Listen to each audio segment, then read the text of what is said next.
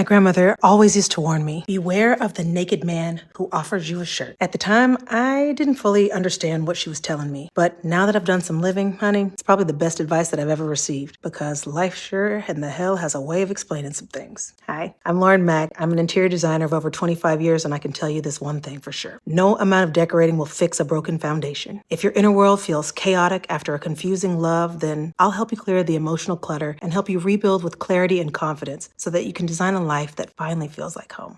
I didn't know it then, but what my grandmother was really teaching me was a lesson in discernment. She was warning me not to be seduced by what sounds generous, especially if it's coming from someone who is clearly unequipped. What she was saying was not to be moved by promises from people who lack the substance or the integrity or the capacity to deliver them. Not to mistake intention for ability, and definitely not to confuse desire with discipline. It's really important not to trust someone to cover you who's standing there exposed themselves. And people will offer you all kind of things that they don't actually possess. They'll offer you love while they hate themselves. They'll offer you guidance while they're still living in confusion. They'll give you commitment while breaking every promise that they've ever made to their own soul. And they'll offer peace while carrying chaos in their own chest. People will offer loyalty while being unfaithful to their own values. And if you're not paying attention, you'll receive that offering like it's some sort of gift, only to later realize that it was never wrapped in truth. My grandma's lesson has changed my life because it's a challenge to stop being impressed by words alone and to start paying attention to who's actually equipped in action. We have got to stop being dazzled by potential and stop confusing someone's hunger for their actual ability to nourish. Because a person can want to give you the world and still not have the tools, the healing, or the character to hand you anything but emptiness. And it's so important to look deeper, not at the shirt that they're offering you, but whether or not they're clothed themselves in truth, in wholeness, and integrity. And I want you to know that's not bitterness, that's wisdom. I hope you follow along if you're ready to come back to yourself.